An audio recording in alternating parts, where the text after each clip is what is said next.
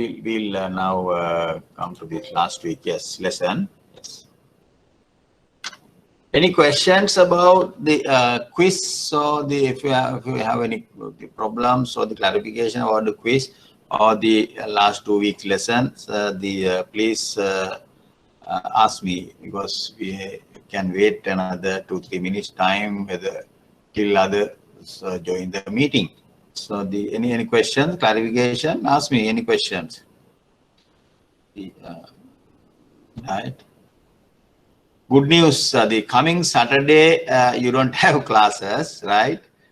You can enjoy the Christmas, and that is the. So after that we'll have the next week, following week we'll have this coming Saturday no classes. That is an announcement from the IBSL, right? So that's all. Any questions? Please ask me. No problem.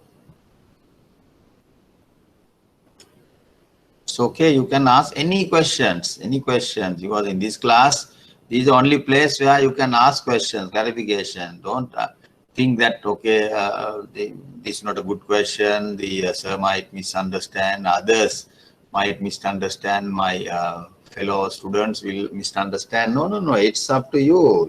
You pay, and you have to get full clarification, right?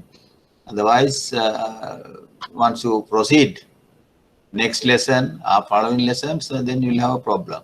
Please ask me any question. No problem. Right? This is one of the shortcomings, deficiencies in these online sessions. Students cannot watch you. Students cannot see you. Students cannot, when you are physically present, we are moving around. Then we say, if you have some problems, we go and ask, so I can't, you do this. Then we instruct him to do that or her to do that. We give that. So now we don't know. We can't see that the teacher's role is lacking. That is one of the problems in this online session, right, teacher? So to compensate that, it's up to you. Students might ask questions. Students should ask questions, right? So that's the thing. Otherwise, you will be marginalized. First lesson, second lesson, then otherwise you can't understand anything, right?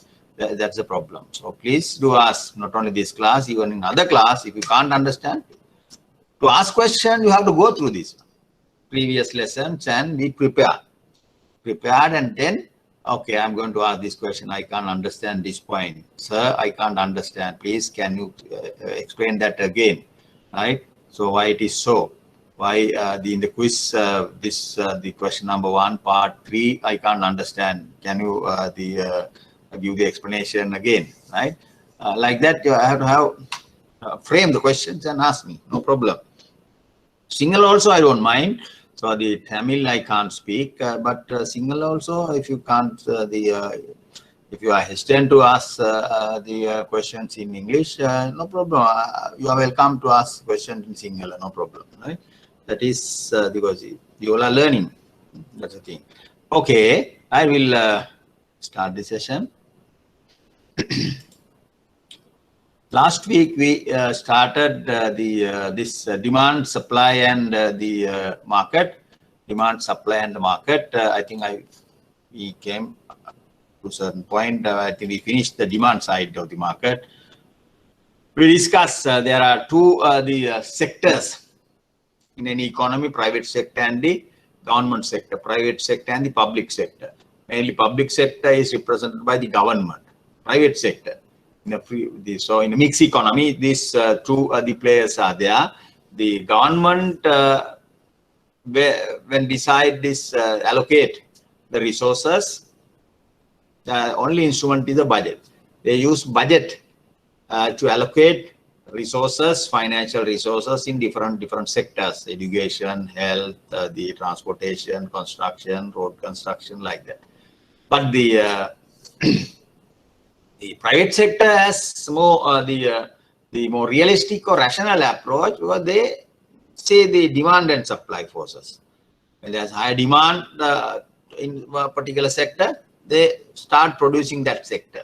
These days, a face mask. There's a huge demand for face masks, then either they import or domestically produce. They allocate their resources to produce face masks, right? So now in the world, global level, now big companies, multinational big companies now allocate their resources to find a vaccine for the COVID-19. Now 2-3 the vaccines have been successful. Now Pfizer and the Moderna they are using. So the now research R&D expenditure is diverted, concentrated only onto doing the finding a new vaccine, right? That is profitable. Finding a vaccine is huge profits, millions or billions of profit, because all over the world they will buy. Now you can see now Pfizer vaccine has been purchased by London or the UK. Then recently US recommended this Pfizer. Other countries also, Germany, they have ordered. So it's huge money, right? That is the private sector decision-making process, right? Demand and supply, market mechanism, interaction between demand and supply forces. There is a market mechanism is used to allocate resources. The market, we discussed, market, we said there are two parties, two sides. The market, buyer and the sellers are there. Some markets you can't see the buyer and the seller physically. When you go to Sunday Fair supermarket, you are the buyer. You represent the demand side. The seller in the for example Sunday Fair, sellers are there, right? So the Narayanpeta the fair, the sellers are there, seller and the you, buyer and the seller. But some other markets you can't see the buyer and the seller. Especially we said that the stock market. So if you want to buy shares of some company, you don't go to that company and ask for sale, ask for shares, but you have your intermediaries are there. Intermediaries are there. You phone your stockbroker, ask him to, okay, I need to buy please arrange me to buy the 1,000 shares of particular company. He has other details about the sellers, and he coordinates that, and at the same time he gets some commission from both sides, right? So like banks also do some intermediary business, right? Intermediary business. Then the quantity demanded, we discussed quantity demanded. Demand function specify all the variables that may affect the quantity demanded of a good. What are these variables? What are these factors? Price of the good, price of that good. Quantity demanded of fish depends on price of fish. Then prices of other goods.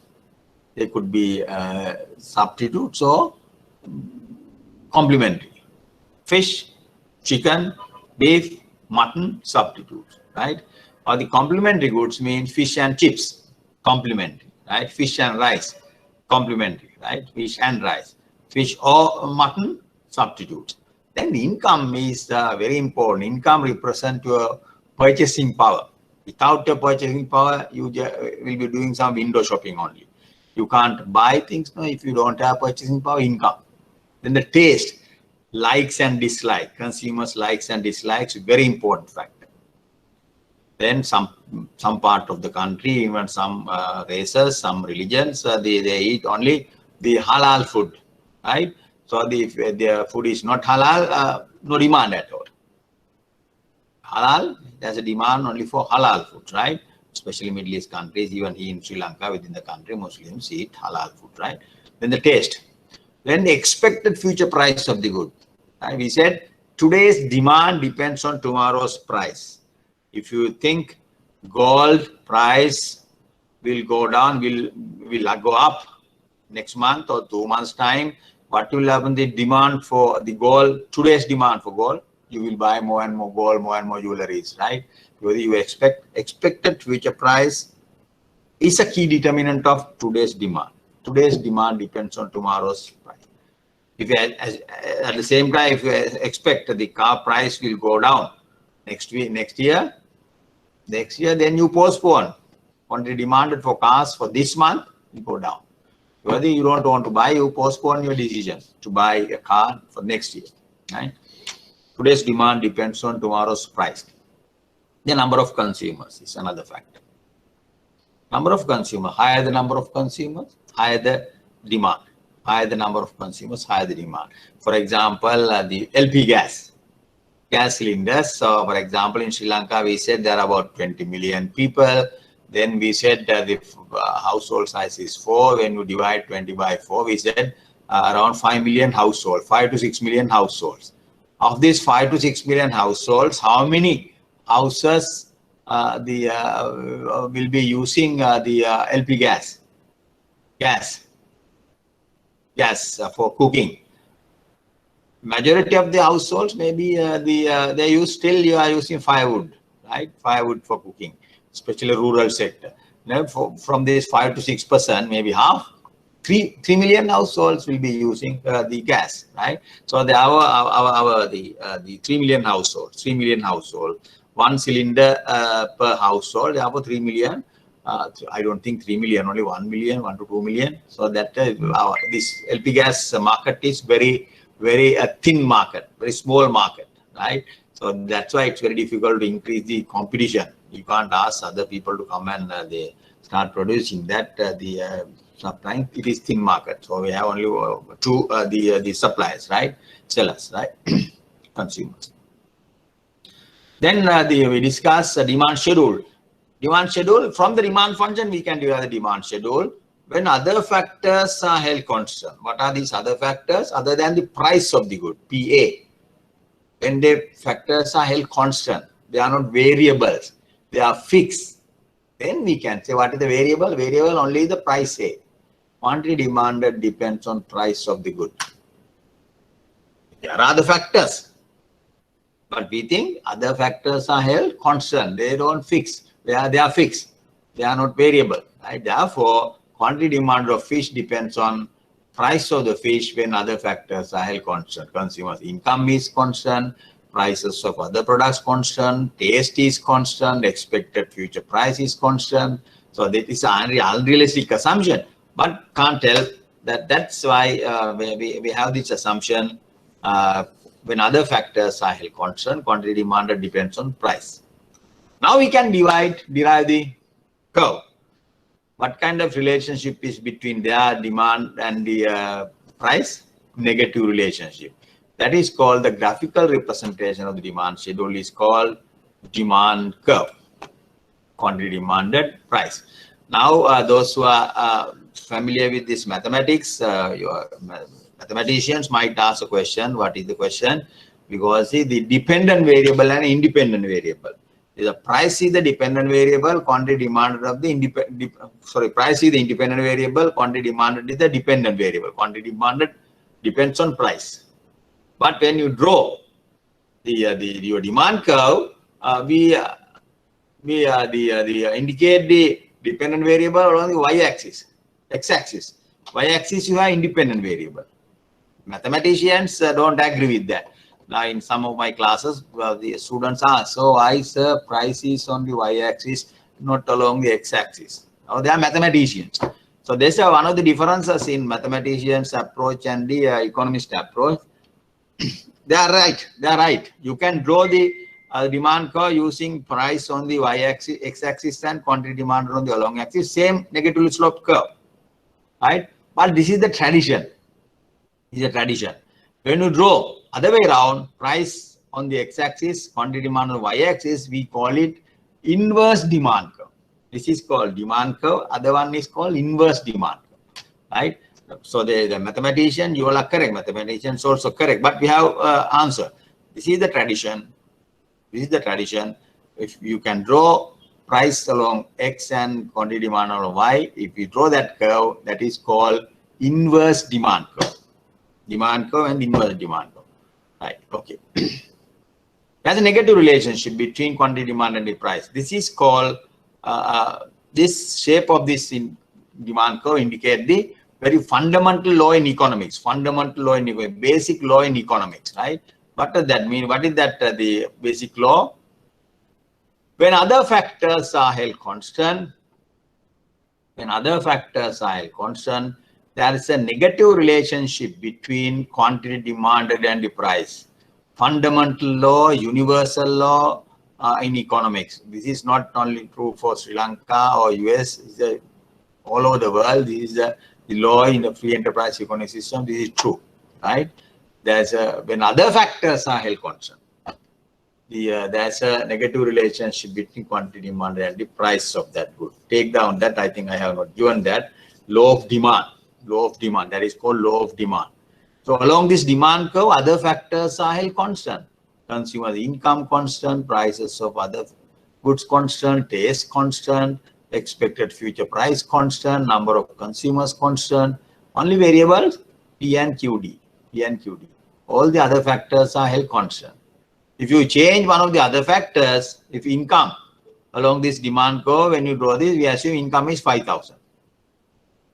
If income increases, demand shifts up. Along this demand curve, we assume the consumer, there are about 1 million consumers. If the number of consumers increases, the demand shifts. Right? That we will discuss. Now, the law of demand here I have not given. I just want to take down that. Supply. Quantity supplied. We saw the starting point. Like in the demand side, we can discuss the quantity supplied of a good. Quantity supplied of the paddy. Quantity supplied of paddy. Quantity supplied of fish these days, right? Quantity supplied of face mask, right?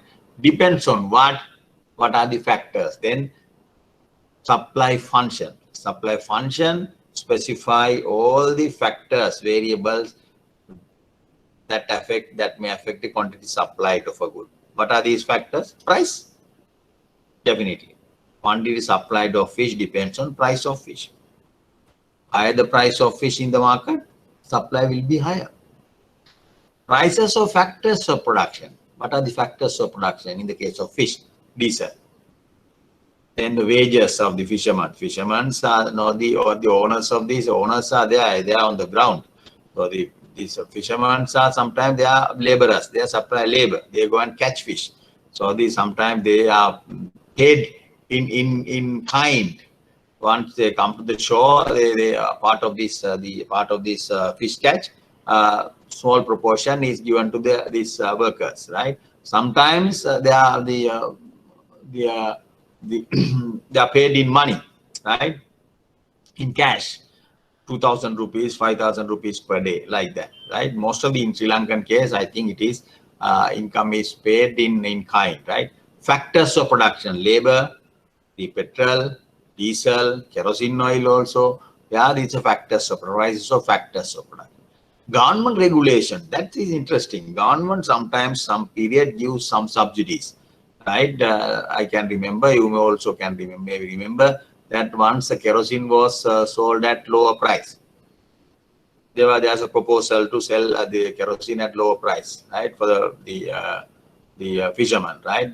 Diesel at lower price, right? Subsidized price, right? So that is government regulation. Then technology, TE stands for technology. Technology, what kind of technology? Multi-day boats, daily boats, then the Oru, small boats, very small, then the primitive way of catching fish, right? What kind of technology? More labor, less capital. Two types of technologies are used usually. Labor-intensive technology, capital-intensive technology, labor-intensive, capital-intensive, right? For example, big trawlers. Foreign countries, when they come to our the sea, catch fish, they have labor, and but they have other facilities also. Cool rooms are there, huge cool rooms are there. They can stay and the fish in the sea about the 1 month, 2 months time. So they need not to worry. Technologically, they have everything in the fish, right? In the ship, right? Then the expected future price, like demand curve, expected future price also matters. Key determinant of the supply. Now F is number of firms, number of suppliers. Number of firms or number of suppliers is a other determinant. Then quantity supplied specifies all the factors. What are these variables? The prices of factors of production, technology, government regulations, expected future price, weather. Sometimes weather factor, especially paddy, supply of paddy depends on weather, right? Weather factor, right? Then number of firms in the case market supply, right? Okay. Now, like demand curve, demand side, we can specify supply schedule. When other factors are held constant, the quantity supply depends only on price of the good. That is supply schedule. Other factors are held constant. We don't drop. But we drop this, you can't see this because we assume they are not variable, they are fixed. They are there. They are fixed. Fixed number of the suppliers, fishermen, right? Then the kerosene oil price is fixed. Government regulations fixed, right? Labor charges fixed. Like that, they are fixed. In that case, quantity supplied of fish depends on price of the fish. What kind of relationship is there? Upward sloping, positively sloped per supply curve. There's a positive slope, there's a positive relationship between price and the quantity supplied of that good when other factors are held constant. When other factors are held constant. Right? Now let's take these days this is also important. In the case of fish, let's go to demand side. If the quantity demanded of fish now these days, what is happening to fish market? Taste variable is a key factor. Now, still I know some of the household, most of the majority of households in Sri Lanka, the coastal area, of course, they don't mind. The other areas, they are hesitant to buy fish, eat fish, right? Taste has gone down. Taste has gone down. Therefore, quantity demand of fish has come down. They don't want to go to the buy fish because they think they are coming from paleo good. But it is not the case. You buy fish, you cook fish, you keep that in the free refrigerator, then you cook. Most of the scientists and the doctors say eating fish is no harm. There's no harm eating fish, but still inside the mind, the subconscious, you think okay, we should not eat fish. That's the thing. It might take time. But everything will be all right because the fish is very important. The food in Sri Lanka, the protein source, right? Source of protein. So the without fish, it's very difficult to get that much of protein from this. So that is the fish quantity supplied. Then supply curve. Again, the same issue is there. Price is the independent variable, but we mark that along the y-axis, not along the x-axis. Quantity supplied is the dependent variable, but we mark along the x-axis, not along the y-axis. That is the tradition. If you do that, draw the supply curve other way around, you can, no problem. That is called the inverse supply curve.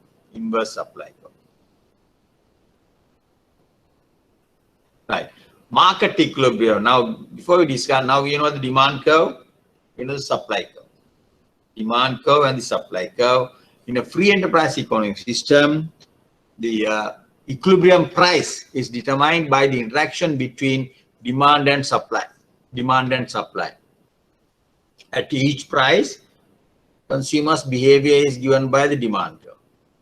At each price, suppliers' decision are given by the supply curve. In the case of demand curve, when price decreases, consumers are willing to buy more and more of that good. Demand curve is downward. If price increases, suppliers are willing to supply more of that good. Upward sloping supply curve. Now, at the point of intersection, very interesting point in economics. Mathematically, it is the point of intersection. That's all. Two curves, two lines cut each other at that point. That's all. But in economics, we give some other different meaning. That is called equilibrium. Equilibrium in the market equilibrium. If it is a fish market, demand curve for fish, supply curve for fish, at that point of intersection shows quantity demanded is equal to quantity supply. At that price, quantity demanded is equal to quantity supply. At that price, consumers are willing to buy certain amount of the good. At that price, suppliers are also willing to sell the same quantity. Their requirements are consistent.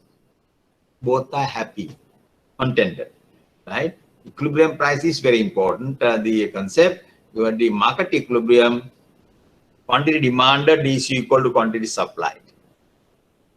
When that is that equilibrium price is the price increases a bit, then the market forces disturbs, right? Price increases, demand decreases, supply increases. If price decreases, demand increases, supply decreases, right? That is the equilibrium price. Quantity demanded is equal to quantity supply. You can see equilibrium price is P star, equilibrium quantity Q star. At this price, both parties are happy. Consumers and the producers are happy. Producers are willing to buy sell Q star at that price. Then the consumers are willing to buy Q star at that price. They are happy. Suppose market price is at P1, price increases, then suppliers will be happy. Suppliers are willing to supply this much more, good, but the consumers are sad because it is higher than the P star. Then they cut down their demand. What will happen? Suppliers are happy, suppliers are willing to supply more. Consumers are sad, they are willing to supply the demand less. They will cut down their demand, therefore there will be excess supply of good in the market. Supply is at B, demand is at A, therefore excess supply of good in the market. But if suppose price less than the equilibrium price, consumers are happy. Consumers increase the demand immediately to L. But the producers are not that happy. They cut down the supply, K. Therefore, there will be excess demand for the good. Excess supply, AB, excess demand, KL. At equilibrium, what is excess demand to excess supply? No excess demand or excess supply. No excess demand or excess supply. I have indicated this here. At price above the equilibrium price P1, there is an excess supply. AB shows the excess supply. At price below the equilibrium price, there is an excess demand. That is KL.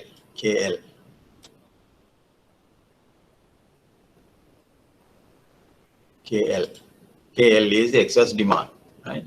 Okay. Then they ask the question, what is the excess demand or excess supply at equilibrium price? No equilibrium price, no excess demand or excess supply. At equilibrium, quantity demanded exactly match with the quantity supply. No equilibrium, no excess supply or excess demand. Price is above the equilibrium price, there is excess supply. Price is below the equilibrium price, there is excess demand. Excess supply means what? Excess supply is surplus of the good. More supply, more goods are in the market, more surplus. Now these days, what is happening because of this the less demand? There's other factors. There's excess supply of fish in the market, alligator fish market. Less demand because of the taste factor. But the excess supply exceeds the demand, right? So the excess demand means when price below the equilibrium price, there will be excess demand. Now we know what is demand curve, we know shape of the demand curve, we discuss what is supply curve, shape of the supply curve. Again we discuss equilibrium price and quantity, and also the excess demand and excess supply. I want to tell you something here. This one, when you say excess supply means surplus of the good in the market. Now during harvesting period, Namul area, huge supply of vegetables, right? Beans, carrots, the brinjals, lots of all the tomatoes, huge supply. But the demand is more or less the same, right? No demand, right? Then what will happen? There will be excess supply of vegetable. That is during the harvesting period. That's happened especially in the paddy market, right? But the excess supply, suppliers supply more and more vegetables, but demand is more or less same, or demand won't increase that much, right? Therefore, excess supply. Then the other way around, excess demand means shortage of the good. Excess demand means shortage of the good. Shortage of the good. Good is not produced in the demand is higher than the supply. Shortage of this good or service. For example, the telephones now 1980s, late 1980s, there's a huge excess demand in the telephone market. So the telephone market, there's monopoly. SLT was providing these land phones, not that much of these hand phones. So everybody wants to get a land phone. You registered with the telecommunication, the office, then you don't get 1 month, 2 months, 3 months time. You talk to a telecommunication engineer. He might say, see, there's a huge list demand. So our surplus loops are not that it's not increasing that fast. So therefore, there's excess demand, shortage of that supply. Excess demand in the market, shortage, right? That is happening now. After that, what happened is more and more mobile phones came. At very price, mobile phones are cheap now. The smartphones are there, and the normal phones are there. 8,000, 4,000, 8,000, or smartphones around 20,000, 30,000, 100,000. Very sophisticated smartphones are there. Then that excess demand vanishes, abolishes. SLT monopoly was no more there, right? That is that's what happened. There's excess demand because the SLT and the monopoly, they can't meet the demand. Therefore, that's why there's excess demand. Right. Behind the demand curve. Now, what will happen when you draw the demand curve? We assume other factors are held constant. The demand curve, consumers' income is constant, prices of other goods are constant, meat price, chicken price, fish price, the chips price constant, then the consumer taste constant, number of consumers constant. Now we are going, this section we are going to discuss, suppose one of these other factors changes, what will happen to the demand curve? Understand the question? When you draw the demand curve, we assume other factors are held constant. Now, this section we ask, if one of these other factors changes, what will happen to the demand curve? Demand curve will shift up or down. Demand curve will shift up or down. The demand curve is drawn assuming other factors are held constant. What are those other factors? Yeah, prices of related goods, the income of consumers,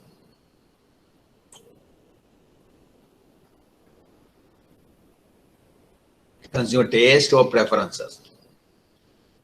When one of these factors change, the demand curve shifts up to the right, down to the left. Down the demand curve, up means to the right. Down the demand curve, down means left. Right. That is when other factors changes. Now let's see what will happen. An increase in price of chicken will shift the demand curve for fish to the right. Fish and chicken are substitutes. Now this is the fish market. Demand for fish, demand curve for fish, supply of fish, supply curve for fish. Now what will happen? Chicken is the price of other goods. When you draw this low demand curve, D demand curve, we assume chicken price is let's say 500 rupees per kilogram, fixed. Suppose now the price of chicken increased to 800 in the market. Chicken price increased to 500 to 800 per kilo. What is the impact on this fish market? We have drawn this fish market. What will happen? Chicken is expensive. Therefore, people will increase the demand for fish. Demand curve will shift to the right.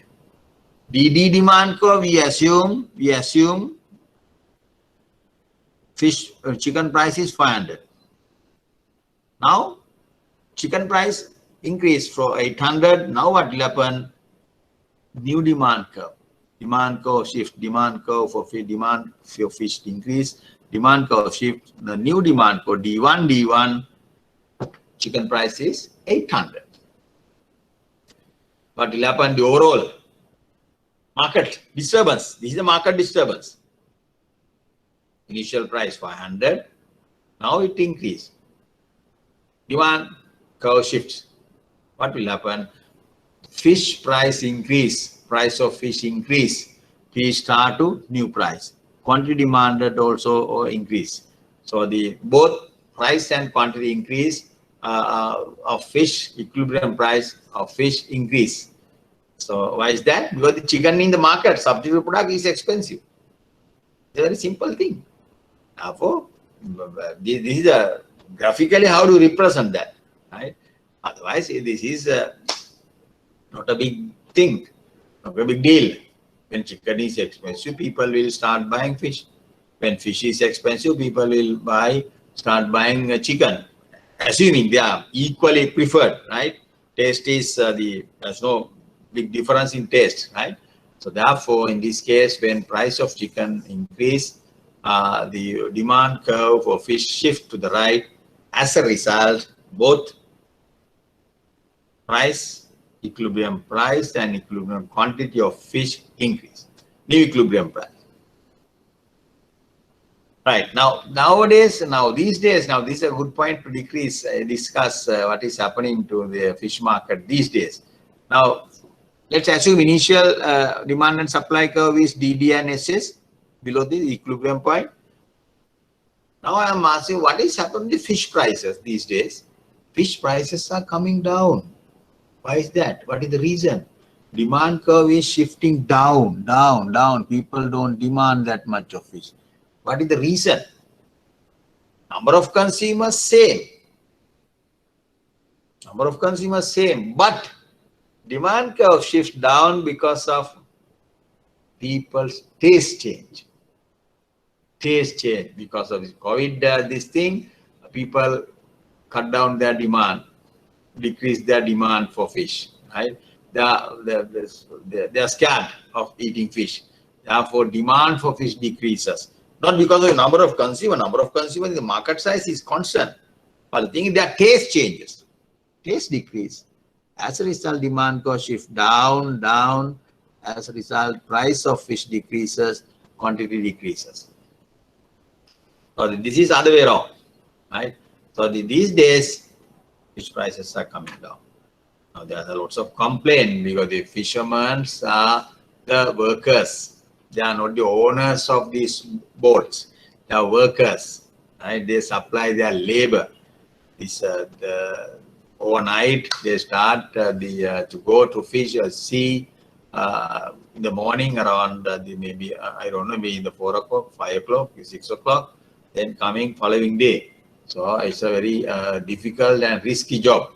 Huge risk premium should be there. I don't know how much they are paid or how do they compensate. If they are given income in kind, so I think it should be worth nearly 2,000, 3,000 rupees per day, right? It's a risky job. That's a huge risk premium, right? So therefore they are workers. Now you can see this Nigambu and this area, Halawat area, these fishermen, they complain. We can't sell fish and nobody is buying, so our families are starving. Our income is not that much high. It will take some time. Now it's gradually improving. Nobody is responsible now. This is the external shock that affects people's taste. External shock, right? External shock. This happens once I can remember in the Middle East, one of the Middle East countries, I can't remember, the Dubai. So the importation of chicken from China, right? They imported chicken from China. There was huge rumor was going on that the imported chicken was not halal. Not halal. What happened? Nobody eats. They are not halal. Then what will happen? This country had to send back this shipload to China back again, right? So that is people taste changes. That is because of the religious reason. So you can't, you don't eat the non-halal food. send back. Right? Demand curve. These things can be net. That's why this now the demand supply, the framework is very strong framework. You can explain lots of things, the concepts, lots of shocks. When the COVID comes, fish price is very low. Why is that? Then you can draw the diagram and explain. This is what has happened. Demand curve shift down. When the food is not halal, this price of this halal food is either zero or people don't eat. It's very low. Demand curve shifts. Price of chicken increases. Demand curve shift to the right. So price of because demand curve for fishing, people will buy more fish. As a result, demand for fish increase, demand equilibrium price and quantity increase. Like that, you can explain all these market disturbances if you really clearly understand this framework. First, you have to decide this market shock disturbance affect to the demand side or the supply side. Then you can explain everything.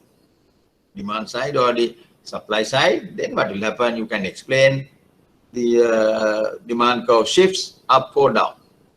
If it is supply side factor, supply curve shifts up or down, like that. This is a demand curve. Demand for fish. This is market for fish, right? External shock is price of chicken.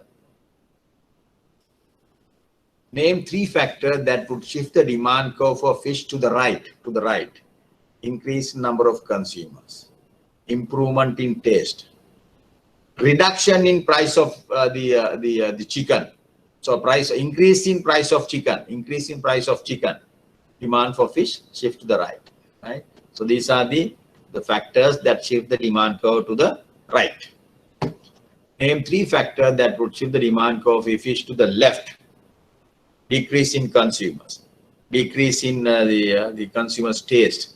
Decrease in chicken prices. Then people will buy chicken, cut down the demand for fish. Right? Like that, you can say the demand curve shift down. Draw a diagram to show the impact of increase in consumer income on the equilibrium price of fish.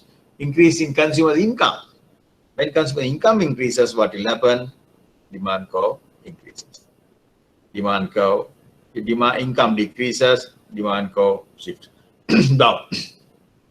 This is happening actually. It's a very sad thing. So now huge shock in the labor market now because of the COVID has impact on the labor market. Some companies either they completely sack the people. The people are unemployed. Right? They don't. Or most of the companies they pay half of the salary. If you buy 50,000, now the people are getting 25,000. You are getting 25,000. Sometimes they say, okay, you can leave the company, but your job is secured. After some period, we will buy. Especially now in Maldives, I know one of my friends. Some of my friends they're working at hotels. Their package was okay. Your job is secured. They give some compensation, of course. You can go to Sri Lanka. Your job is secured, but we are not going to pay. Right? One day you can come back and work for us. Some companies, some hotel, they say you can stay. We'll pay you half of your salary. Then what will happen? When you are paid this half, when your salary decreases, your income decreases. Income decreases as a result. Demand for most of the goods and services decreases. Demand for fish, demand for durables, demand for jewelry, demand for cars, demand for shirts, demand for shoes comes down because of this COVID, right? That is the impact. So we can illustrate these shocks using our framework, right? This time, draw a diagram to show the impact of people liking the imported canned fish on the equilibrium price of fish. Imported canned fish are there in the market. You can see imported from Thailand, huge from Thailand, imported from canned fish from China, right? They are really quite good actually. China, hygienically they are good. Then when people start liking this imported canned fish, what will happen? Domestically produced fish, demand decreases. Demand curve shift down. What is the shock? People like imported canned fish, right? Now the supply side. Similar to the demand curve, there can be some shocks to the supply side of the market. Supply side of the market. Again, we have drawn this market for fish. Demand curve for fish, supply curve for fish, DD and SS. Initial equilibrium price P star, equilibrium quantity Q star. Now supply side, decreasing the diesel price. What is diesel? Diesel is one of the inputs to supply of fish. In the supply function, you have diesel, prices of factors of production. Diesel price is there. When diesel is cheap, price of diesel decreases. What will happen? People will demand more diesel. Buy more diesel, the cost of production decreases. Cost of the catching fish decreases. They decreases. Either they can stay more days, more hours in the sea. So then you can weekly, if you go only once a week, you can go twice a week to the sea, because now diesel is cheap. Then fish catch increases. Supply curve shift to the right. Supply curve will shift to the right. Then what will happen? Price decreases, quantity increases. Price decreases, quantity increases. That is interesting. In the case of demand curve, what will happen? When demand curve shifts up, both price and quantity increases. When supply increases in this case, SS shift to S1, S1. This is an increase in supply. Diesel price decreases, fish supply increases. Then what will happen? Price of fish decreases, quantity increases. Price of fish, equilibrium price, fish decreases, quantity increases, right? You can see new equilibrium price and quantity, right? So external shock is the diesel price. Now, here what will happen? The market supply curve shifts. So that's why I said, when there's a market shock, first you have to decide whether it's a demand side shock or the supply side shock. Then accordingly, you draw the demand curve and shift either demand curve or the supply curve. If it is a demand side shock, you have to decide demand shock, to which side of demand curve will shift to the right or to the left. If it is supply side shock, you have to decide demand curve supply increases or supply decreases. If supply increases, supply shifts to the right, like in this case. If supply decreases, supply curve shifts to the left. So therefore, that's how we analyze this market disturbance, right? Market disturbance in this case, right? Market disturbance in this case. Now, for example, the world demand, the price of oil is coming down. Why is that? What is the reason? Price of oil is coming down. Oil is an essential item. Oil all over the world. Demand for oil is coming down. Crude oil is coming down. The fuel using for planes coming down, right? So the factories are not working. Oil coming down, right? So therefore, what will happen? Demand curve shift down. Demand for oil shift down. Price of crude oil, equilibrium price decreases. Now that is the reason, because the globally total tourism decrease. Huge drop in tourism. Proportionately huge drop in demand for oil. Right? So therefore, crude oil price decreases. Crude oil price decreases. These are some of the shocks. COVID shocks. COVID shocks. Right? Shocks coming from the COVID.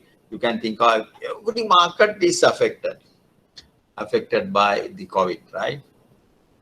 But there are in the face mask. Demand increase, huge increase in face mask.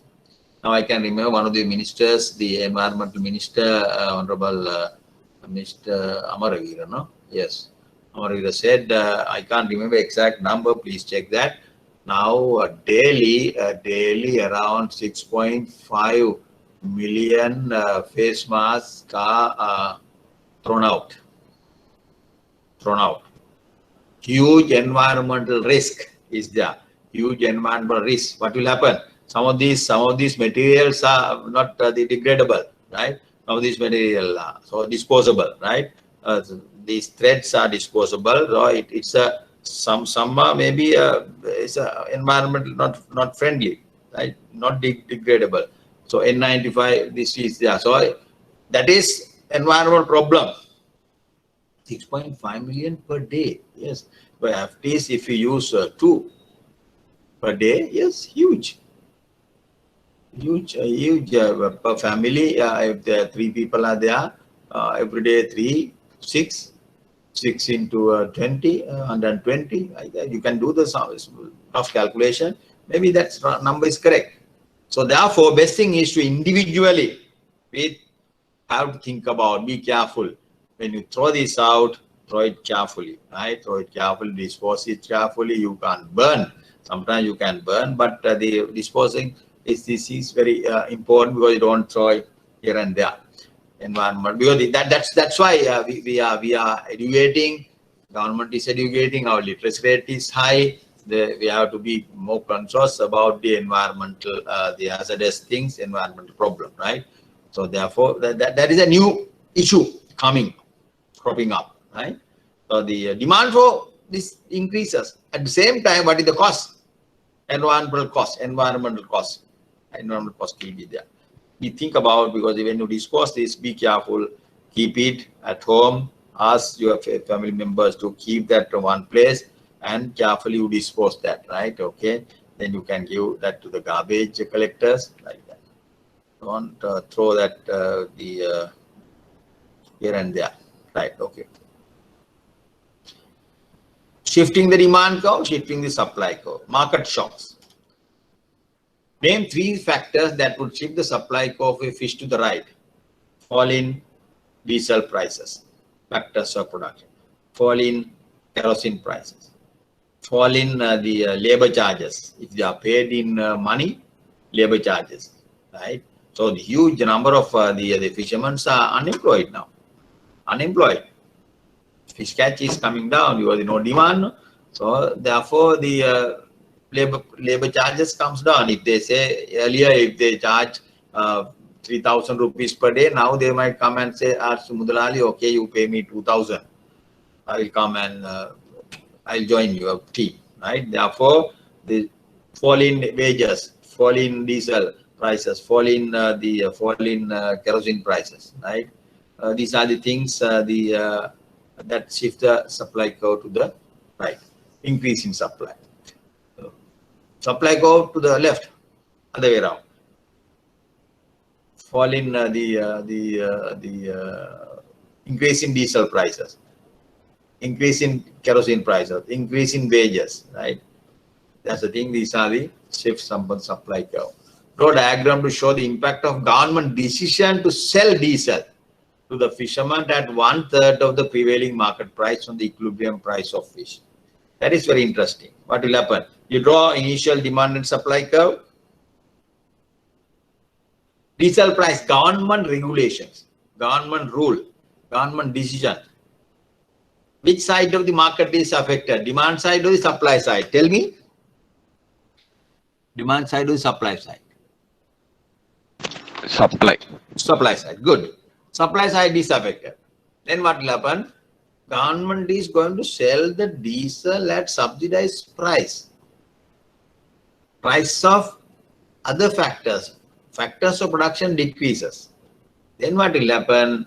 Fishermen are willing to supply more fish. They can be in the sea longer time, right? There are more fish catch. So therefore, supply curve shift to the right. Supply curve will shift to the right because of the subsidy, government subsidy. Price of fish in the market decreases, quantity increases. Right. Draw the diagram. Initial diagram, price, quantity, demand curve, DD and SS, then supply curve shift. Indicate new price and the quantity. Now, this is important now. Up to now, we discussed the free market. no intervention.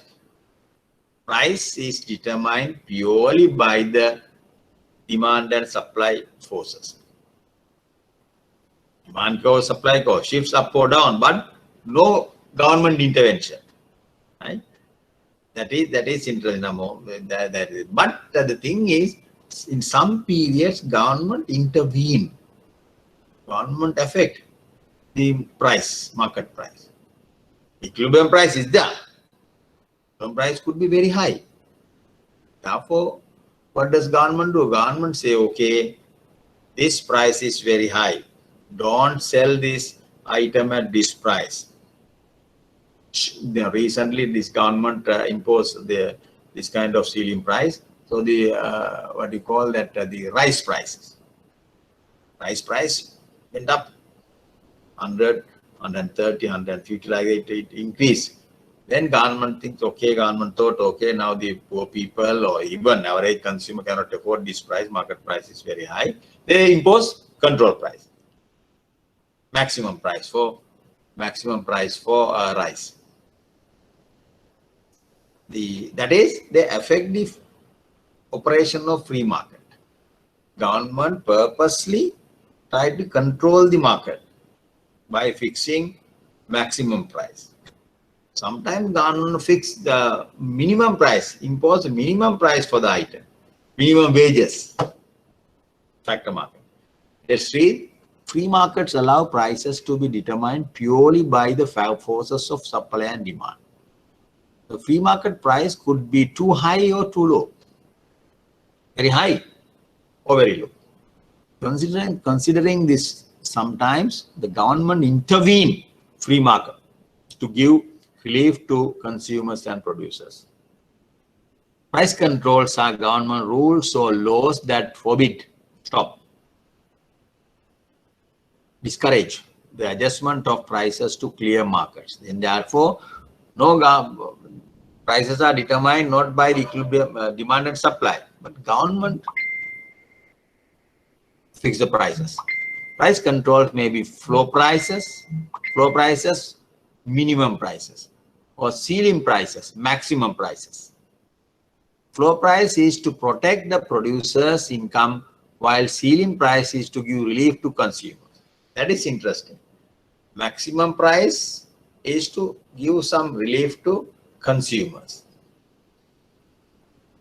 Equilibrium price is very high. Therefore, government put ceiling price, maximum price. You can't sell the item at this high price. Rice at 130, 150. Price should be 90. That is to satisfy consumers, relief to the consumer. Sometimes government impose minimum prices. That is called floor price. Ceiling price is called, the maximum price is called ceiling price. Ceiling price, you cannot go above that. Maximum price or the ceiling price, you cannot go above. Minimum price is floor price, you can't go below floor price. Especially labor market. For some industries, the government, the labor ministry impose some minimum wages, minimum wage rules. What happened, if market clearing price wage is very low. Very low.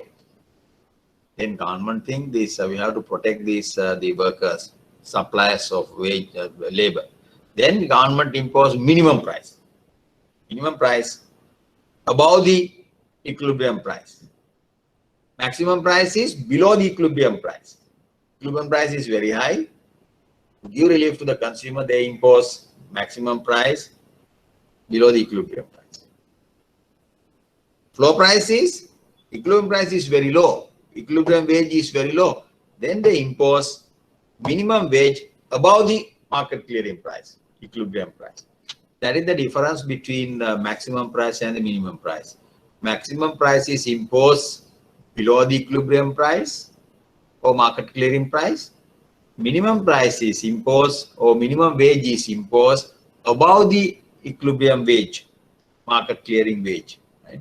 That is the difference. Price controls may be floor, minimum. Floor means you can't go below. Or ceiling, maximum, you can't go above. Floor price is to protect the producer's income, while the ceiling price is to give relief to consumer. Floor price.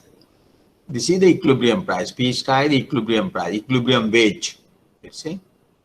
Then to protect the suppliers, government impose, okay, minimum price should be this. Above the equilibrium price, minimum price should be PC. That is called the minimum price or the floor price, PC. Equilibrium price P star. This is minimum price. Ceiling price, maximum price. Equilibrium price PE. Market determined price, market clearing price. This is called market determined price, market clearing. Market clearing means demand equals supply. Then, let's say this is rice. Rice price is, let's say, if you allow market to determine the market price of rice, it could be 150 rupees per kilo. Then government impose maximum price. Okay, kilo price should be 90. Below that, right? So therefore, this is the maximum price for rice. This is also ceiling price for rice. Ceiling price for rice. Now, what are the implications? Government can impose. Government can impose maximum or minimum price. But what will happen in the market? Market respond. When market price, for example, is the maximum price for rice, then there will be excess demand. KL is the excess demand. What will happen? Unless government supply this much of rice into the market, you have a problem. You have a shortage. So to maintain this maximum price, government has to satisfy this KL. Either you have to import rice from other country and satisfy, but the price is low, therefore now consumer demand is higher than the supply. That's excess demand. Excess demand for rice. Now what will happen? Government has to fulfill that excess demand. Excess demand. Otherwise, there's excess demand. People want to buy more rice. Supply is less. Suppliers willing to supply less at key. They supply. Then what will happen? Shortage of the good in the market. Shortage. I want to take down at this case, there's a shortage of the good in the market. When the market price is at Pmax, shortage. Then what will happen? If there is a shortage, what will happen? There will be black market. Shortage of the good. But the traders know they can sell this item at P star at equilibrium price or some higher price. Right? So the black market price is, of course, here at this point. Therefore, shortage of the good create black markets, hoardings of the good. Then selling different mechanism, first come, first serve basis. They say, okay, first come, first serve basis we'll use. Okay, first the 100 consumers are so given this good. After that, they say no, finish. Actually, they have the good in the stores, but they think they finish. They think they can sell these remaining things at a higher, in the stocks at a higher price, right? So therefore, there will be shortage. When you maximum price, there will be shortage. If the government does not fulfill, authorities does not fulfill this shortage, KL, there will be black market. There will be hoardings. There will be long queues. There will be mechanism like first come, first serve basis. So therefore, you might think maximum price is good policy. Imposing, controlling prices, price controls are good. I ask this question when students comes, okay, most of the classes, people think, yes, government should control drugs, control prices, food prices. Yes, about 90% of the class is for price control. But see what will happen. See what will happen. Imposing, controlling price is one thing, but the consequences, shortage, black markets, hoardings. So the queues. You have to wait at the queue. Now I'll give you an interesting example, my own example. Now during the 70 to 77 period, government, they had a control price regime. Most of the prices were controlled. Food prices were controlled. The minimum prices, then the what do you call that? The bread price were controlled, right?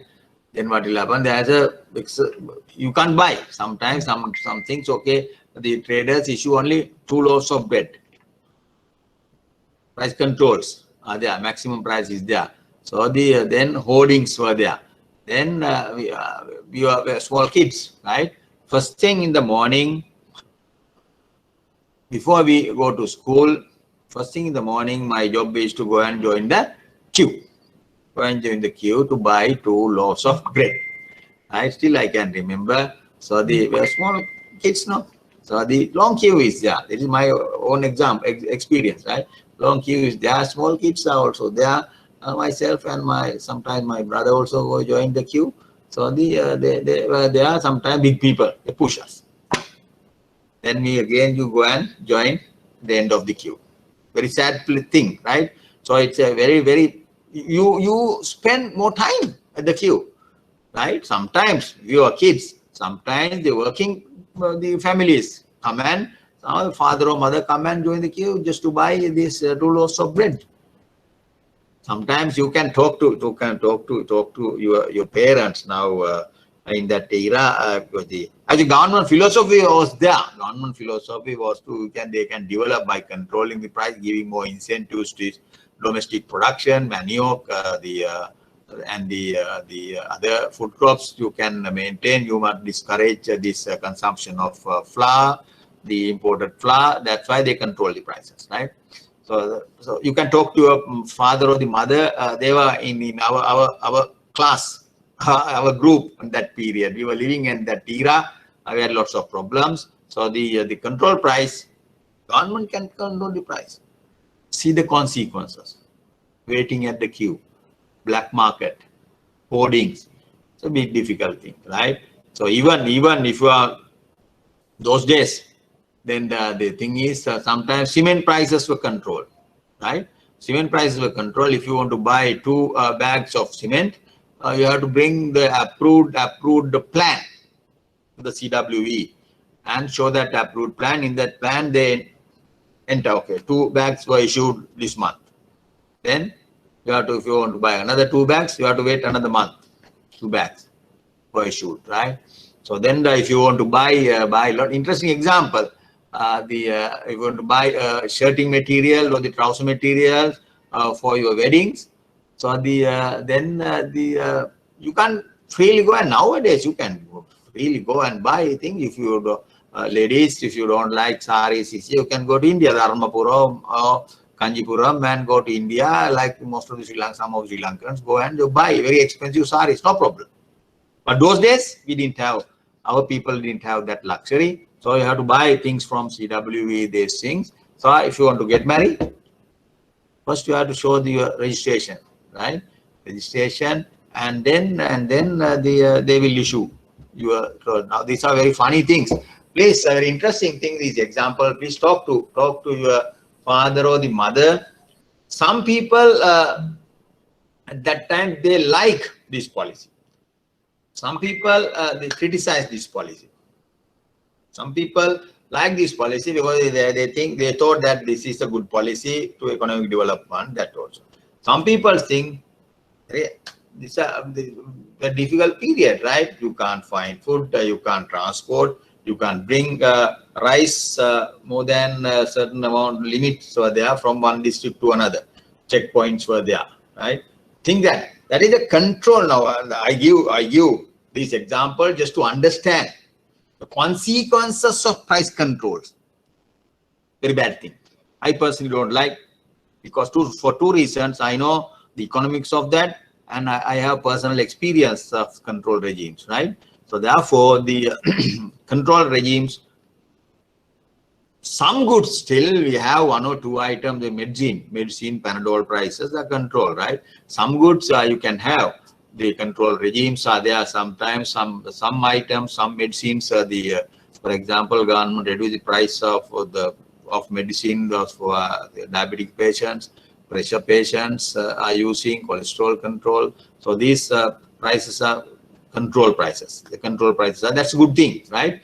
But the thing is, then there should be ample supply of that one. If there is no supply, again, hoarding, black market will be there. Okay.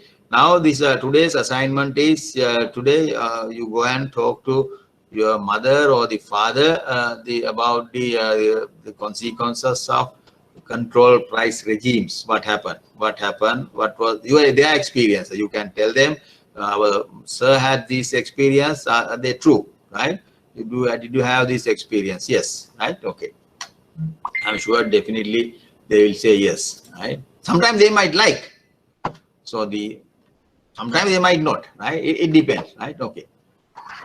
Ceiling price and the floor price. Now we know what is ceiling price, what is floor price. Ceiling price is the control price, maximum price. Floor price is the minimum price. Ceiling price or this assignment. Ceiling price should be imposed above, below the market clearing price. What is the answer? Tell me. Read these questions. 4 questions, and I will discuss. Underline above, below, one of these, and negative effects. Yes?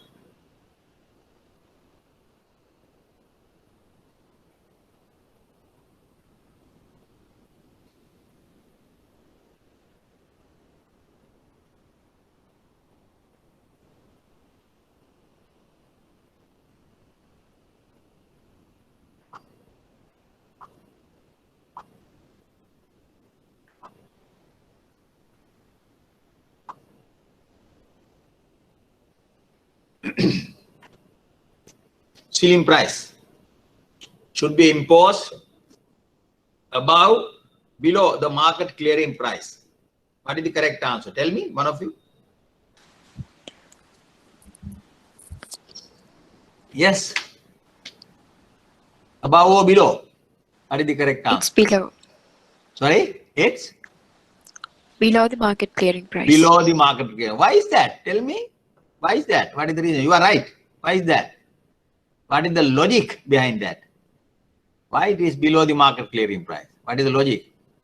Why is that? Why does government impose a ceiling price below the market clearing price? Why is that? Why is that? Yes, diabetic patients, they can buy the drugs at lower price below the market clearing. Why is that? Where the market clearing price is very high, some group of consumers cannot afford. That is for ethical reason. Government thinks, okay, this is a very bad thing because the government has to think about this people's living standard also. That is the logic. Ethically, that's not good. Some people, poor people, cannot afford these drugs, medicines, food. Therefore, we should control. That is the logic, idea behind it. You think, therefore, by that ground, you might think that's a good policy. But what are the consequences? I will ask this negative policy in the third question. Second question, floor price should be imposed above or below? Yes? Above the market price. Above the market clearing price. For example, minimum wage policy.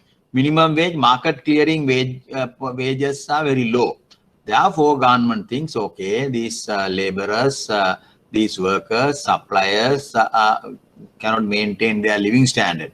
Their income is low. Therefore, we should ask firms to give minimum wage for the workers above the market clearing wages. That is the floor price.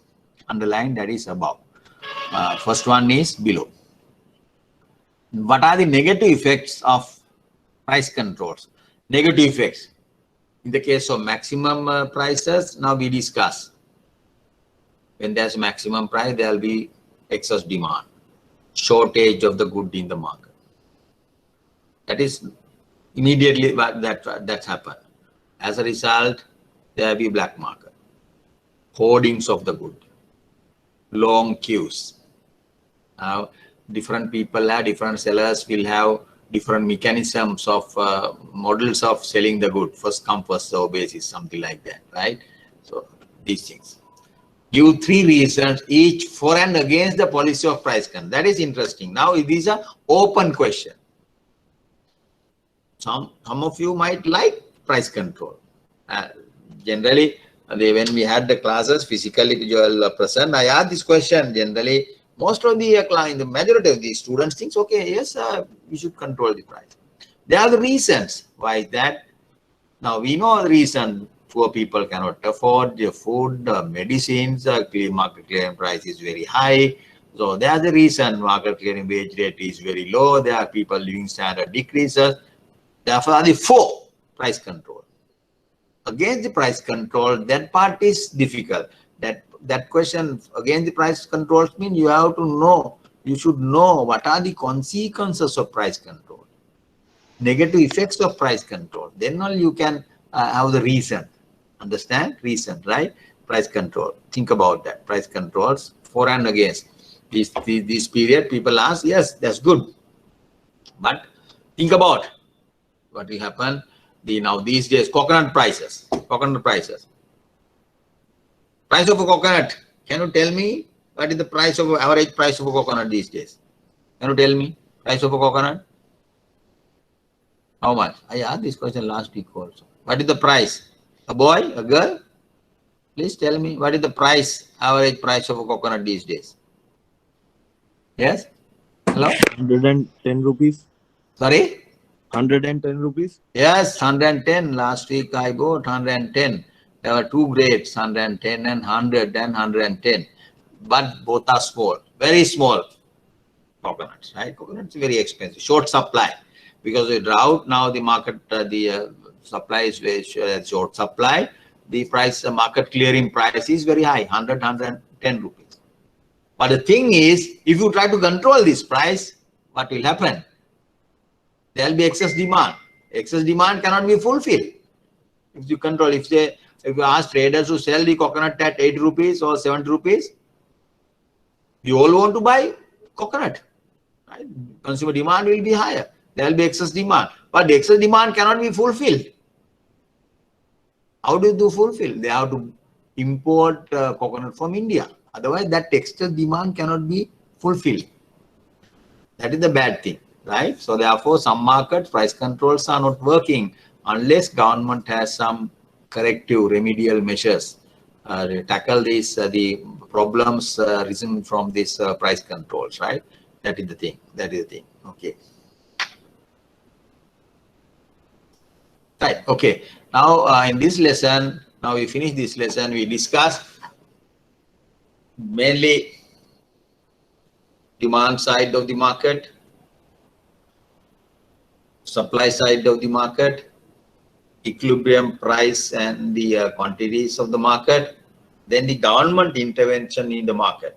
Government intervention is can be justified for various grounds. The government should control the prices, should control the wages, right? But now you can explain bad effects, side effects of these controls, right? So these the impact of these government policies also discussed in this lesson, right?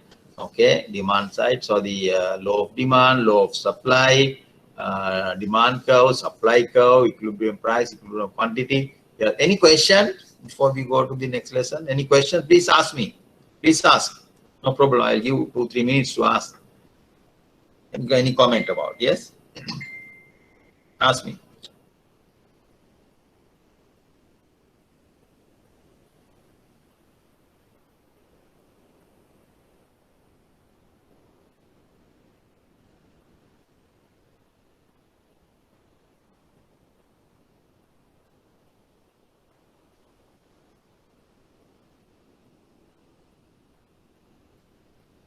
Any questions? If not, yeah. Sir, Yeah. Hello. I am a newcomer. Yeah. Today I joined the first lecture. Yeah. Are there any references or books to see these notes and other stuff? Actually, the thing is now you can record and you can get it printed. My lessons of this lesson and the previous lessons also. The books, of course, the thing is I gave you some recommended readings. The 2-3 books. Mr. Karunathilaga, CPA Karunathilaga has written 2 books, fundamental basic textbooks. Then the Lipsy and Crystal and Lipsy.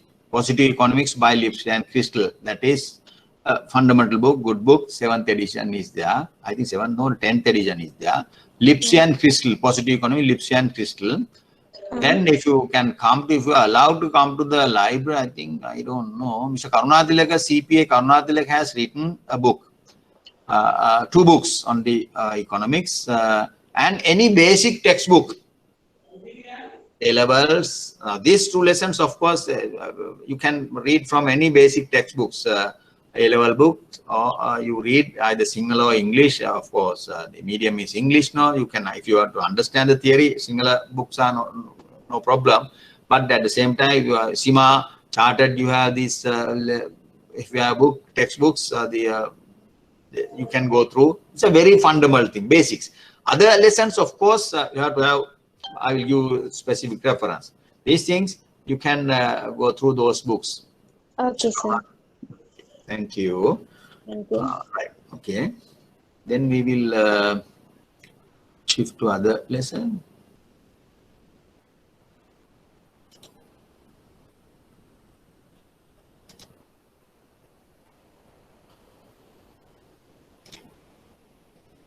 Next one. We have time. Yes, it's around. Yeah, we have 15 minutes here, 30 minutes. Yes.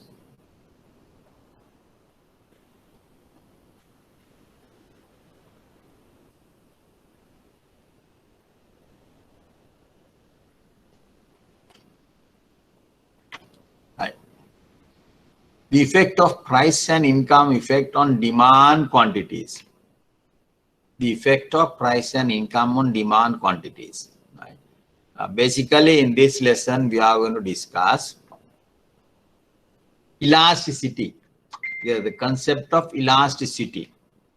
Some of you you have familiar with this concept. Elasticity, price elasticity of demand, income elasticity of demand. Then the cross price elasticity of demand. It's a new concept. I will explain what it is. The elasticity, very useful concept. The elasticity. Policymakers can use, government can use this the elasticity concept to decide their tax policy. Then again, the companies can use these measures to change their prices of their items, right? So the elasticity we are going to discuss. Effect of price and income. Price elasticity of demand, income elasticity of demand.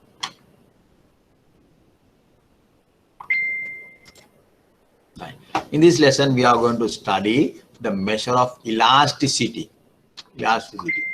The elasticity is a concept used to describe the responsiveness of consumers and producers to changes in price and income. Because you can record, and if you have other thing is if you can get it photocopy the print copy of this one, that is important. So then you can mark this when as and when I discuss. So the you can mention, you can write the notes, and I don't know how do you respond that. If you want to underline these things, responsible consumer, yeah. Then I think better to have a printed copy of this one. If not, I don't know. Yes, because in the lecture, my note itself is not enough. I discuss lots of examples, local, international, global examples. You have to mention those things. You have to take down those things. That's very important. Sometimes that gives more applied side of the economics, right?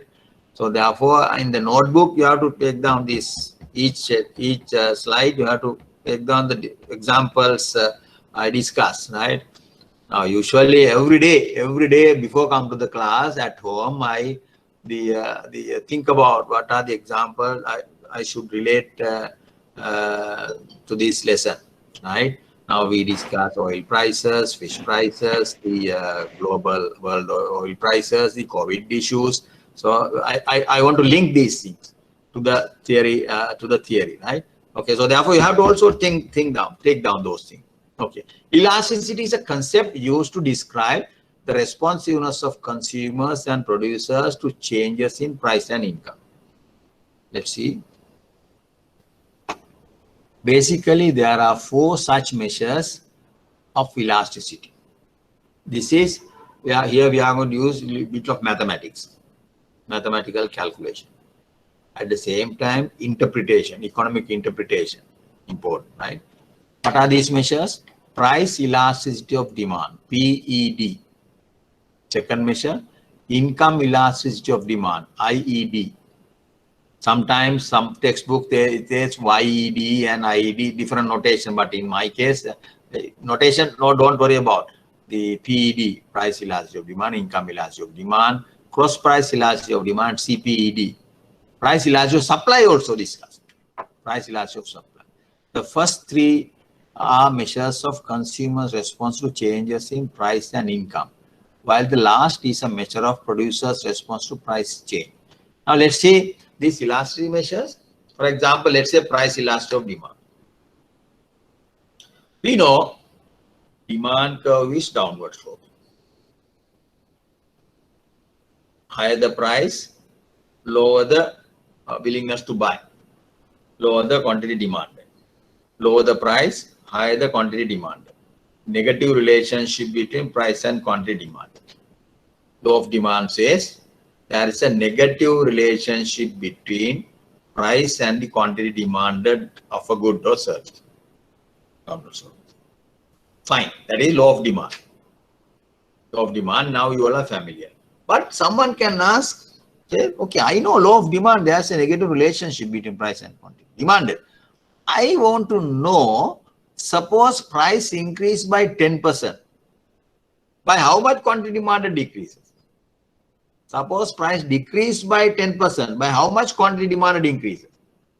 In other words, quantifying the law of demand.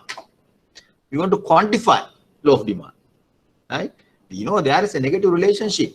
You can draw the demand curve. But the question is, if I decrease the price by 10%, I want to know whether if price decreased by 10%, by how much percentage increase in demand? If the price decrease, if price increased by 10%, by how much quantity demand decreases? Quantification. All these measures are mathematical measures of the change in demand. For example, if consumers' income increased by the 10%, by how much quantity demanded decrease or increase? Right? Quantifying, measuring a number, then you interpret that, right? The first 3 are measures of consumer response to changes in price and income, PED, IED, CPED. The last is a measure of producers' response to price change, price elasticity of supply. Right. Now we are going to discuss, understand the meaning of that. PED is the responsiveness of demand to small changes in price. If demand changes by a large proportion as a result of a price change, demand is said to be relatively elastic. If price changes by 1%, if demand changes by either increase or decrease by 3% more than the price change, price increase by 1%, quantity demanded changes by 3%. That kind of good has relatively elastic demand. Demand is said to be relatively elastic. Increasing change in quantity demanded more than the price change. Right? Next one. If demand changes by you have to change this. You have to change this. In second statement, if demand changes by a small proportion, not the large. Earlier one large, the typo. small proportion as a result of a price change, demand is said to be relatively inelastic. That means price changes by 1%, demand changes by small proportion. Small proportion, 0.6. Price changes by 1%, demand changes by less than 1%. In that case, demand is said to be relatively inelastic. First one, price changes by 1%, demand changes by 3%. Relatively elastic demand. Right? Other good. Before I go to the next slide, I'll ask, if price changes by 1%, no change in demand. Change in demand is zero. People, whatever the price, if price increase by 10%, 15%, 100%, 200%, people don't change demand. That kind of goods are called perfectly inelastic demand. Right? Perfectly inelastic demand. Whatever the price, they buy same quantity. They don't change demand. Perfectly inelastic demand. Fourth case, if demand changes a very small proportion, price changes by a small proportion, demand changes by huge increase, 1,000 times demand changes. That is perfectly elastic demand. Next slide, I can go to. Relatively elastic demand, relatively inelastic demand. This is relating to these first two cases. Relatively elastic demand. For example, P axis, I just want to indicate that this is P quantity, P and Q. Right? Now this side, price changes by, let's say, 1%. This gap is 1%. This gap is 3%. Understand? Price changes by 1%. If price increase by 1%, quantity demanded changes by 3%. If price decrease by 1%, quantity demanded increase by 3%. More than the price change. This is relatively elastic demand. Demand curve is flatter. Flatter. That's why this distance is higher than that one. This is demand curve is steeper. Steeper. This is flatter. This is steeper. Flatter, steeper. Now this time, now you see price changes by 1%. Quantity demanded changes by less than 1%, 0.6%. You have to indicate this is 0.6, this is 1%, this is 3%, this is 1%. Relatively inelastic demand. Relatively inelastic demand. For example, rice, coconut. If coconut price increase by 10% or 1% or 15%, we can't cut we don't cut the demand that much. Because the coconut is essential consumer item, food item. Therefore, whatever the price, 100 to 110, 110, 120, people can't cut the demand that much. Without coconut, you can't live, no? Right? Coconut is very difficult, right? So you always complain. Then at home, if you don't have coconut, right? Either you coconut, you fry things, coconut, everything is essential food items. These food items, demand is relatively inelastic. But some goods, of course, consumer durables, jewelries, cars, relatively elastic demand, right? But here the essential goods, necessity goods, demand is relatively inelastic. Extreme cases, perfectly inelastic. Demand curve is vertical. What does that mean? Whatever the price, if price changes 1% or 20%, 100%, quantity demanded, no change in quantity demand. Example for this one, perfectly inelastic demand. Student asks example, right? Relatively inelastic, of course, the food item. Food is relatively inelastic. Perfectly inelastic, demand curve is demand curve is vertical, right? Now, textbook example is demand for insulin.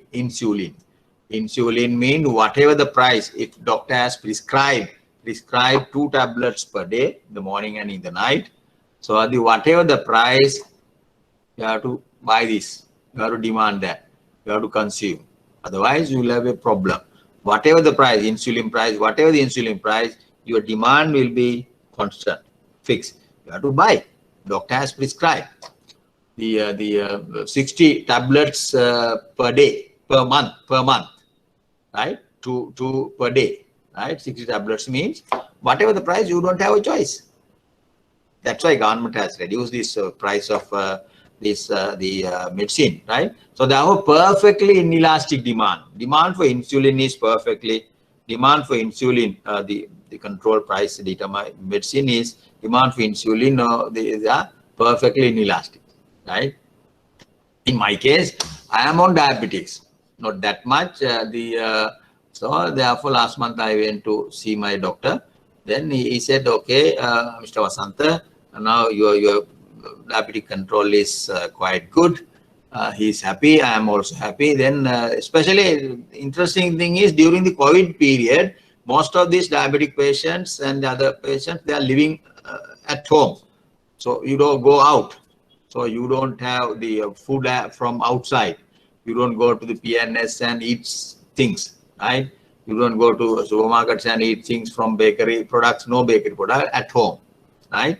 So your fixed schedule is there, very well controlled. Even doctor said actually in the COVID period, people very well control their sugar level, and because you are staying at home, so that happened, right? So in my case, I am taking 2 tablets per day, 2 tablets per day in the night and in the morning, 1, right? Sometimes I forget, my wife come and give me, okay, this tablet. Now wife is my, is nursing, right? She gives me this, drugs, right? The medicine, right? To me. That is 2 tablets per day. So I have to consume, I have to take 60 tablets per month. So whatever the insulin price, whatever the price, I have to buy that. I have to buy that. So demand is perfectly inelastic, right? Control sugar, we be careful. At your age, you don't have any control over the sugar consumption. You eat lots of ice creams. They go to Pizza Hut. At home, you eat lots of things, lots of sugar. But I got diabetes even after 55 years of age, 58 years of age, it was the diagnosed had a thing. But the thing is, at office, when you start working, the sugar you cannot control. Birthday parties are there, right? Good sugar, cakes coming. So these are the things. But anyway, these are outside the example. Now, perfectly inelastic demand means whatever the price, people will no change in quantity demand. Same quantities are demanded, right? That is perfectly inelastic demand, vertical demand. Horizontal demand, small change in price, infinitely huge change in demand. That is called perfectly elastic demand. Very difficult to give real life example. But the perfectly elastic demand, lots of examples. Some textbooks say, the old textbook, they say the demand for coffin. Whatever the price, the coffin, you need only 1 coffin, no? Right? Recent, the American textbook for this example is from the demand for insulin, right? Okay. Perfectly elastic demand, I can't remember any example. Exactly horizontal demand curve, right? Now the price elasticity of demand, different goods have different shapes of the demand curve.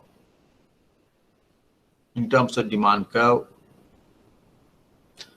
relatively elastic, flatter, demand curve is flatter. Relatively inelastic, demand curve is steeper. Perfectly inelastic, demand curve is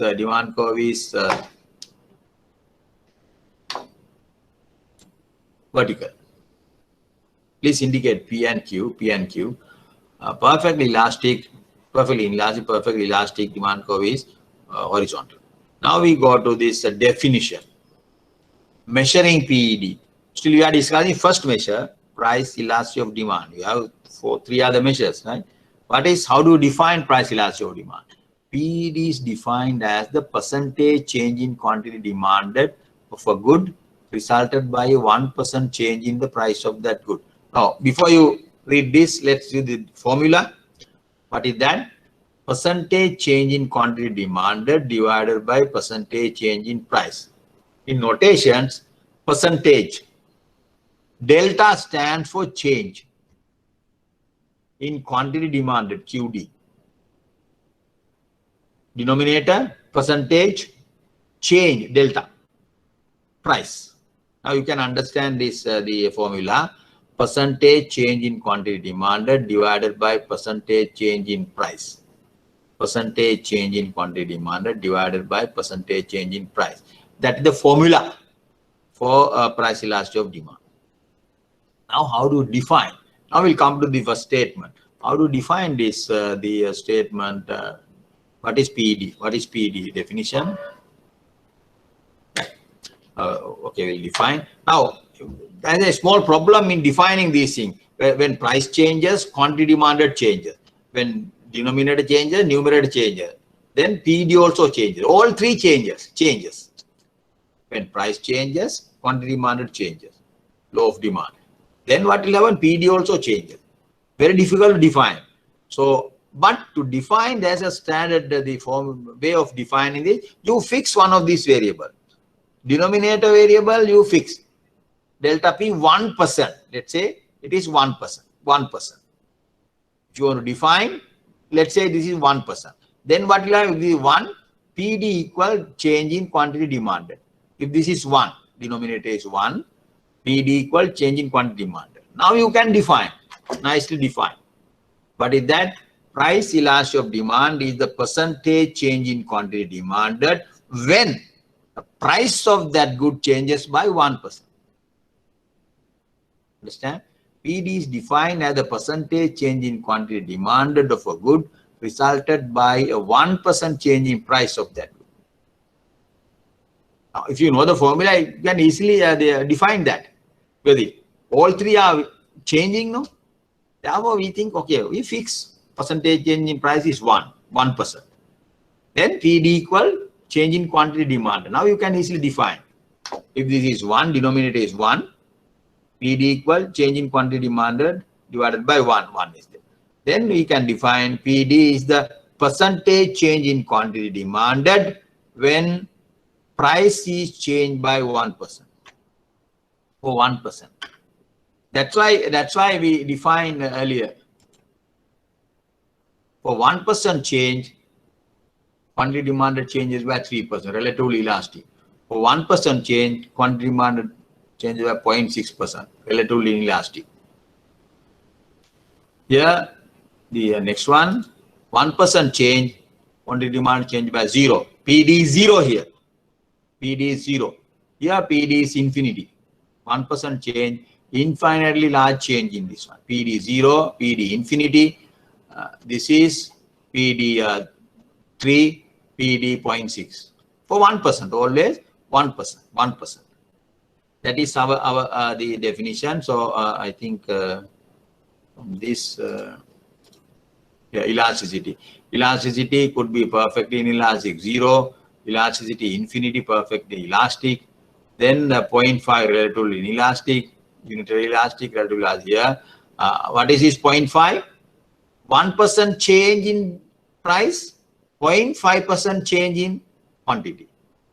1% change in price, 1% change in quantity demanded, unitary. 1% change in price, 1.5% change in quantity, elastic, more than the price change, more than the price, less than the price change. Then here it is 1% means same as price change, unitary elastic. Okay, we'll stop at this point. Next week, we'll start the other measures of elasticity and quiz number 2. Quiz number 2. Please start reading this. Please start reading. Please come to the class. I want you to ask more questions. You never ask questions, no? My dear, please ask questions, right? Otherwise, I'm also talking. I'm also tired now. So I want you to ask some questions and give comments. Sir, you are fast, bit slow, or we can't understand. Please, any comment now. Student, the lecturer interaction is very low in this class. I want you to ask more and more questions. Don't worry. Don't worry. Please ask me questions, right? Then you can have a discussion.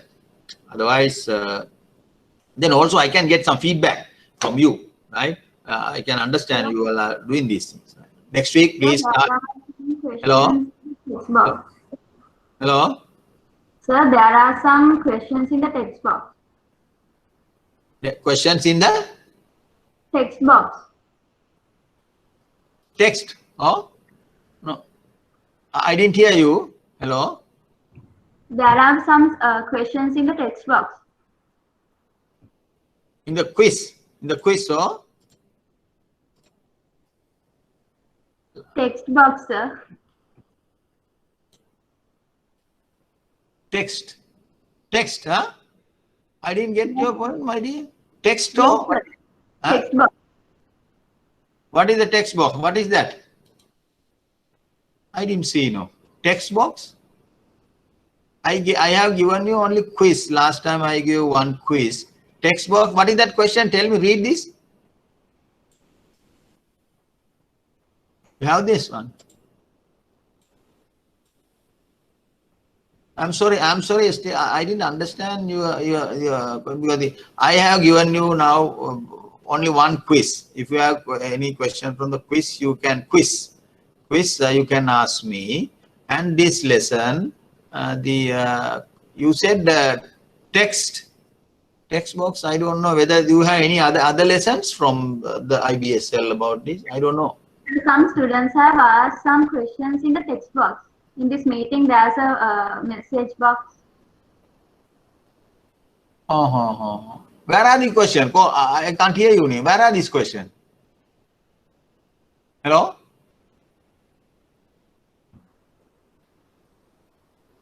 At the top of the screen, there is a icon with a.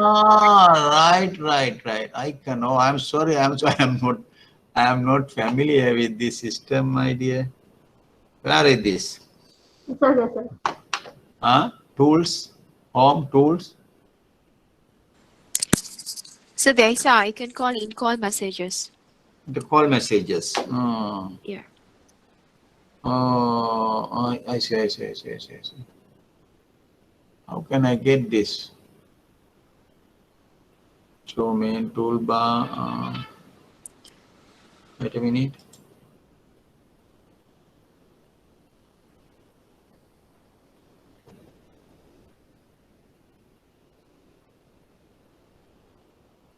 Toolbar.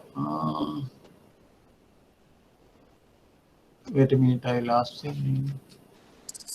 So can you see three dotted box? Sorry? Right. Can you see three dot box option call? Option calls, yeah. With three dots.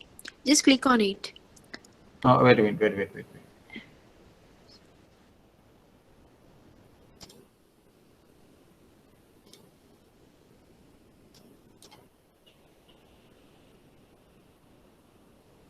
3 dots. No.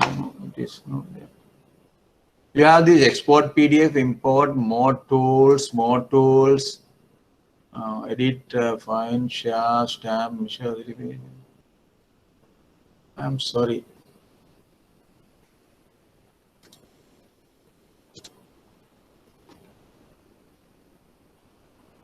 I'll ask them. Wait a minute. If you have the other class also, no. I will definitely attend that because still you said 3 dots. I can't see, my dear. These 3 dots. No. Maybe I am not familiar with this one. Tools. Wait a minute. Tools. Comment. Fill in, sync, edit PDF, export, create. It's not there. It's another. Home.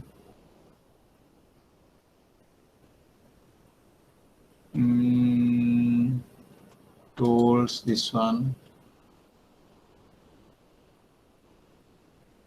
I'll tell you next week. I will definitely now. I'll speak to these technical people and let you know. Next week I will see these attend these things. Okay, that good thing actually. I'm sorry. I'm not familiar with this the icon actually. Wait a minute. Send file by email. Share this file with others. No. Okay, I'm sorry. I'm extremely sorry. I will definitely attend next week. I will speak to these people today and then let you know. Next week we'll discuss, right? More tools. Yes, more tools. No, it is not. Right. Next week we'll stop now. Next week we will discuss. I will attend your lectures and I will be familiar with this the icon and the questions we can discuss. Okay? Thank you.